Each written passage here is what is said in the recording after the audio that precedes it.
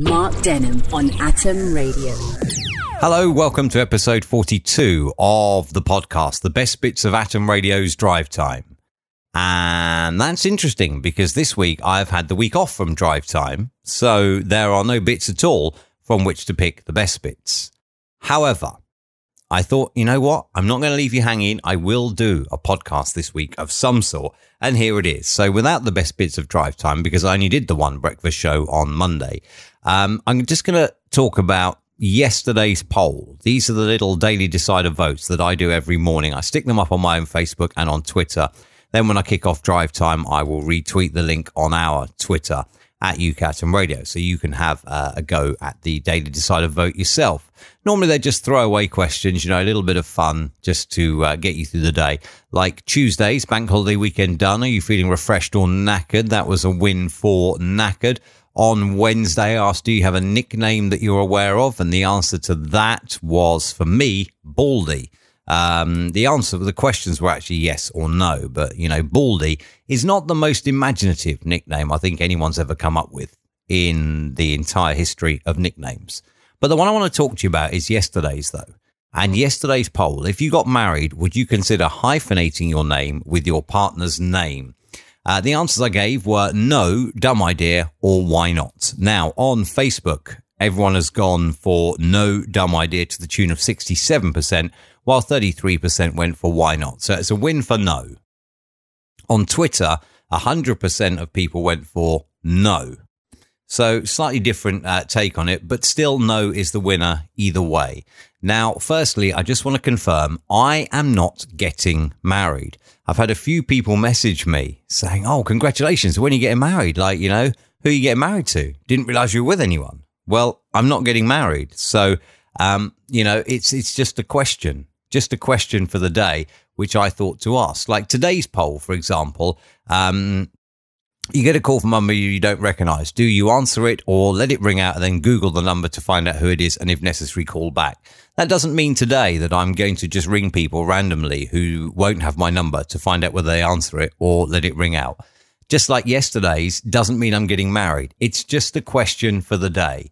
So anyway, I don't think that I am posh enough to be hyphenated. I think you have to be a certain poshness, really, don't you, to be hyphenated. So well done to you. Spiffing idea, if you are. Well done to you. Then I thought, I'm going to humor myself here. I'm going to look at this about hyphenating. So this is what happens when you get married. And this is from the actual deed poll website. Contrary to popular belief, a woman's surname does not automatically change to her husband's surname upon marriage, neither with your marriage certificate indicating anyway what surname you will be using following your marriage.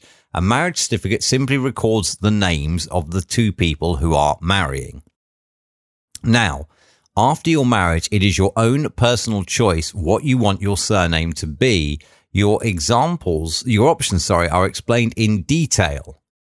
So your options are, if you get married, you can continue using your maiden name. That's obviously if you're the lady, you can continue to use your maiden name. I guess the most widely accepted one is that you take your husband's name. All right. So those would both be no to my question. Option 3, you change to a double-barreled surname. That can be hyphenated or not hyphenated. So you therefore get your first name and then both of you put your surnames together. And that was what the poll was about. Would you do that or not? But then there are other options as well. Take your husband's surname and make your maiden name a middle name. So that's obviously if you're a lady and you are something Smith, let's say, I don't know. You would then become something Smith, husband's name. So yeah, do you know what? That kind of makes sense. I don't see why you do that unless you're particularly attached to your surname. I don't see why you do that. But then this is the one that's absolutely got me. Mesh your surnames into a new surname. So basically you take the his and her surname and you get probably, you know, like write down all the letters and you think, right, what can we make out of this? And that's actually an option of what you can do when you get married. I never thought of that. I mean, I guess it makes sense because you can change your name by deed poll to absolutely anything, don't you? But yeah, if you want to mesh your surname, you can do so. Now, without using the deed poll service, you can continue to use your maiden name. So you don't need to do anything there. However, you can use deed poll to change your title to Mrs. So you would become Mrs. but still keep your own name. If you decide to follow tradition and take your husband's surname, your marriage certificate provides you with the necessary documentary evidence that you've changed your surname to your husband's, as his surname appears on the marriage certificate. By sending a copy of this to record holders with a covering letter, your documents and records will be changed to show your new surname. And then the ones that do need a deed poll, double barreling. Now, this is if you're double barreling, all right, if you are quite posh and you decide that you will be Mr. and Mrs. whatever, hyphen, whatever. Either with or without the hyphen. If you're going to be double barreled, then you need to use deed poll. If you are thinking of getting married and hyphenating, here's a top tip for you. If you wait till after you're married, you have to pay for 2 deed polls, one for him, one for her.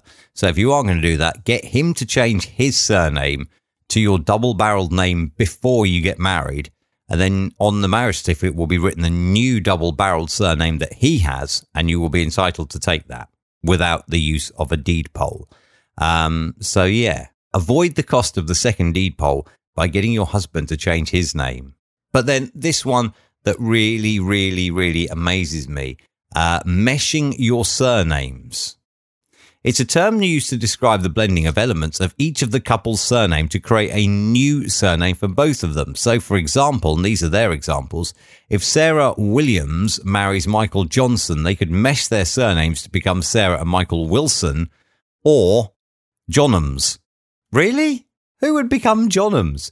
Because meshing can be accomplished by deed poll, you could also consider adding your original surnames as middle names, therefore maintaining a link with your original family name. So Sarah would then become Sarah Williams Wilson. Just getting confusing now, isn't it? Anyway, that was just what I wanted to share with you. Meshing. Have you, have you got married and meshed your surnames? Or do you know anyone that has got married and meshed their surname? So just take a bit of her name, a bit of his name, and create an absolutely brand new family name out of that. Have you done it? Do you know anyone that's done it? Would you do it? I mean, I thought double barreling was, like posh, but then this meshing, it's just crazy, isn't it? There you go. Something to think about, though. If you are going to get married, think about it.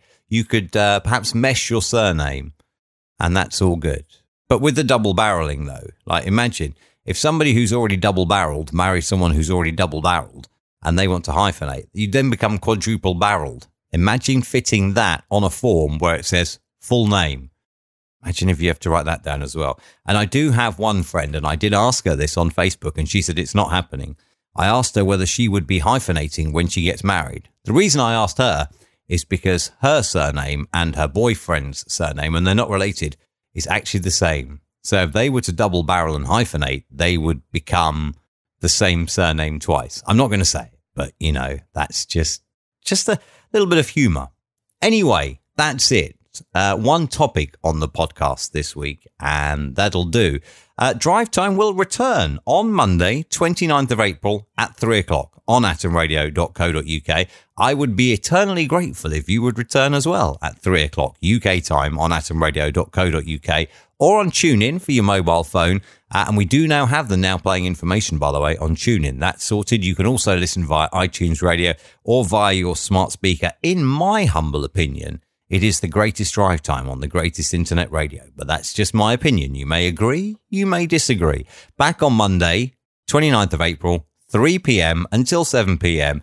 The Brain Teaser returns, Beat the Intro returns, the Daily Poll returns, and of course I will return also. Thank you so much for checking out episode 42 of the podcast. A more regular podcast next week returns with the best bits of drive time. Hopefully there'll be some. Cheers for checking out this one. Have yourself a great week. And if you don't manage to catch the show live, which is on Monday to Friday, 3 until 7, check out the podcast next weekend and make sure you subscribe. Atom Radio. Ooh, yeah. Playing the music you want to hear. Mark Denham. atomradio.co.uk